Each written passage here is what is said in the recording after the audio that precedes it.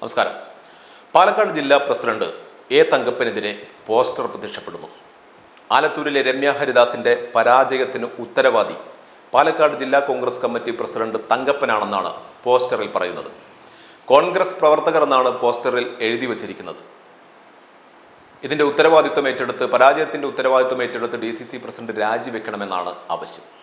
കോൺഗ്രസ് പ്രവർത്തകർ എന്ന് പോസ്റ്ററിന് താഴെ അവകാശപ്പെടുന്നുണ്ടെങ്കിലും ഏത് കോൺഗ്രസ് പ്രവർത്തകർ, എവിടുത്തെ കോൺഗ്രസ് പ്രവർത്തകർ എന്നൊന്നും, അതായത് മേൽവിലാസമൊന്നും പോസ്റ്റർ ഇല്ലാത്ത സ്ഥിതിക്ക് ഇതിനൊന്നും മറുപടി പറയേണ്ട കാര്യമില്ല. പക്ഷെ എങ്കിലും എനിക്ക് തോന്നിയ ചില കാര്യങ്ങൾ, അതായത് രമ്യ ഹരിദാസിന്റെ പരാജയത്തിന് കാരണമെന്ന് ഞാൻ വിശ്വസിക്കുന്ന 2-3 കാര്യങ്ങൾ ഇവിടെ പറയാമെന്ന് തോന്നുന്നു. രമ്യ ഹരിദാസ് ഇത് അംഗീകരിക്കുമോ, അല്ലെങ്കിൽ കോൺഗ്രസ് നേതാക്കളും പ്രവർത്തകരും ഇത് അംഗീകരിക്കുമോ എന്നൊന്നും എനിക്കറിയില്ല. പക്ഷേ പറയേണ്ടത് നമ്മൾ പറയണമല്ലോ. ആദ്യം രമ്യ ഹരിദാസ് മനസ്സിലാക്കേണ്ട ഒരു കാര്യമുണ്ട്. ഈ പാട്ടും പാടി എല്ലാ കാലവും ജയിക്കാം എന്ന് കരുതരുത്. മത്സരിക്കുന്നത് ഒരു പാർലമെന്റിലേക്കാണ് എന്ന ചിന്തയെങ്കിലും മനസ്സിലുണ്ടാകണം. ശരിയാണ്, കഴിഞ്ഞ തവണ കുറച്ച് വോട്ടൊക്കെ രമ്യ ഹരിദാസ് പാട്ടുപാടി സ്വന്തമാക്കിയിട്ടുണ്ട്. അന്ന് ഒരു പുതുമുഖം എന്ന നിലയിലാണ് രമ്യയെ ആലത്തൂരുകാർ കണ്ടത്. കൂടാതെ അന്നത്തെ MP ആയിരുന്ന PK ബിജുവിനെതിരെയുള്ള ആന്റി ഇൻകംബൻസി അന്ന് രമ്യക്ക് ഗുണം ചെയ്തു. കാര്യമൊക്കെ ശരിയാണ്. രമ്യയുടെ പാട്ടൊക്കെ ആലത്തൂരുകാർ അന്ന് ആസ്വദിച്ചു. ആ വഴിക്ക് കുറച്ച് വോട്ടും അവർക്ക് കിട്ടിക്കാണും. പക്ഷേ അധികമായാൽ അമൃതം വിഷം എന്ന് കേട്ടിട്ടില്ലേ? പാട്ടിൻ്റെ വിഷയത്തിൽ ചിലരെങ്കിലും മൂക്കത്ത് വിരവിച്ചിട്ടുണ്ട്. ഇവർക്ക് വേറെ പണിയൊന്നുമില്ലേ എന്ന് മുഖം ചുളിച്ച് ചോദിക്കുന്ന അവസ്ഥ ഉണ്ടായിട്ടുണ്ട്.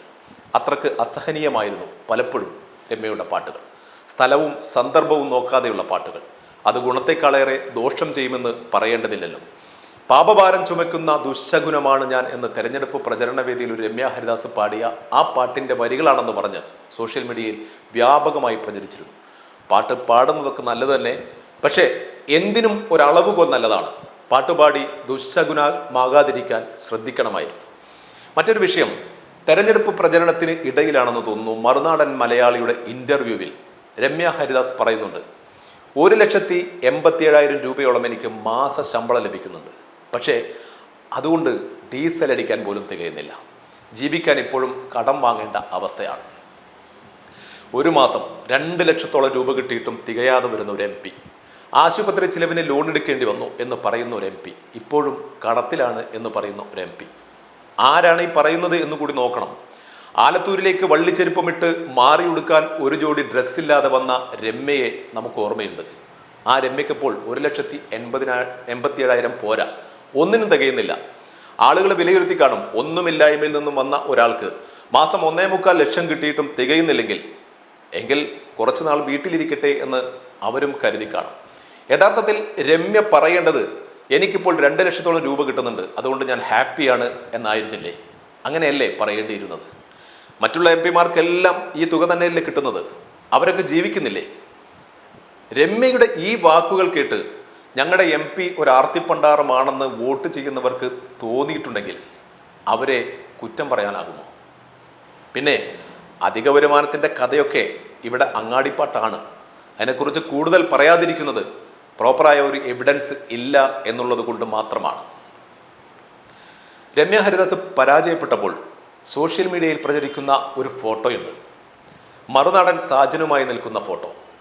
നമുക്ക് വ്യക്തിബന്ധങ്ങൾ ഉണ്ടാകുന്നത് നല്ലതാണ്, പക്ഷേ മറുനാടൻ സാജനെ തൻ്റെ പൊളിറ്റിക്കൽ കരിയറിൻ്റെ പ്രൊമോട്ടറായി അവതരിപ്പിച്ചതുകൊണ്ട് അത് രമ്യയ്ക്ക് പറ്റിയ ഏറ്റവും വലിയ തെറ്റാണ് എന്ന് ഞാൻ പറയും.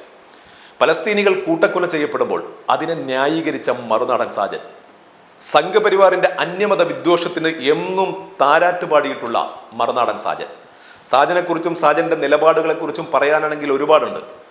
ആ സാജനെ പിന്തുണച്ച് ഫോട്ടോ എടുത്ത് സോഷ്യൽ മീഡിയയിൽ ഇട്ടാൽ അത് ഈ തെരഞ്ഞെടുപ്പിൽ ഗുണം ചെയ്യുമെന്ന് ആരാണ് രമ്യ ഹരിദാസിന് പറഞ്ഞു തന്നത്?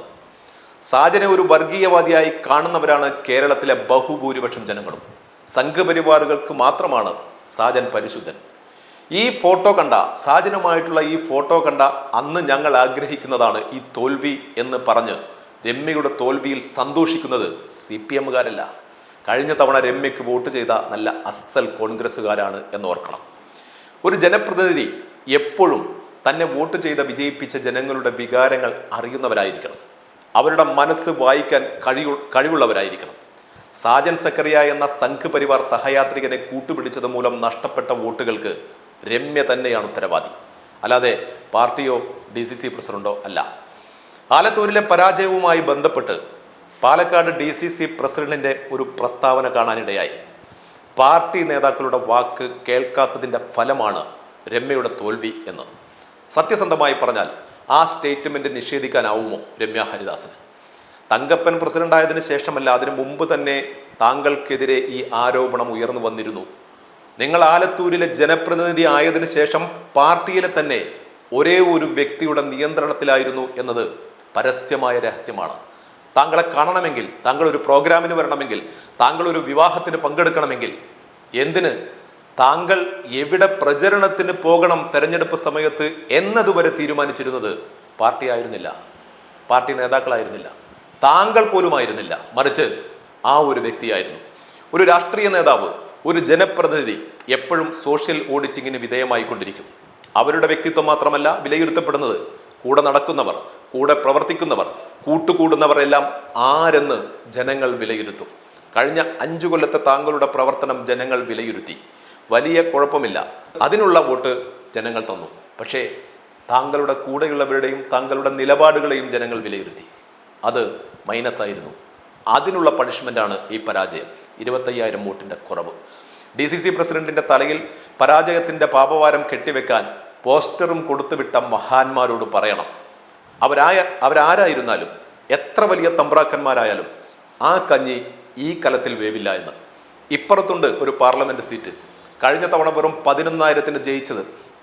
ആലത്തൂരിൽ 1.5 ലക്ഷം അടിയിലൂടെ ഒഴുകിപ്പോയപ്പോൾ പാലക്കാട് 11,000 7 ഇരട്ടിയായി വർദ്ധിച്ചു. ഇവിടുത്തെ DCC പ്രസിഡന്റും തങ്കപ്പൻ തന്നെയാണ്. അല്ലെങ്കിലും നിങ്ങൾക്കെങ്ങനെ DCC പ്രസിഡന്റിനെ കുറ്റം പറയാനാവും? ആലത്തൂരിലെ തെരഞ്ഞെടുപ്പിന്റെ ചുമതല വഹിക്കാൻ 2 പേരെ പാർട്ടി നിയോഗിച്ചതല്ലേ? ഈ 2 പേരെയും പറ്റില്ലെന്ന് പറഞ്ഞ് അവരെ മടക്കി അയച്ചത് ആരാണ്? എന്തിനു വേണ്ടിയായിരുന്നു ആ കടുംപിടുത്തം? എന്തുകൊണ്ടാണ് അവരെ നിങ്ങൾ അംഗീകരിക്കാതിരുന്നത്? ഒരു തെരഞ്ഞെടുപ്പിൽ ജയിച്ചു എന്ന് കരുതി ആജീവനാന്തം വിജയിക്കുമെന്ന് കരുതരുത്. തോറ്റത് തോറ്റു. ഇത് ഒരു പാഠമായിട്ടെടുക്കുക.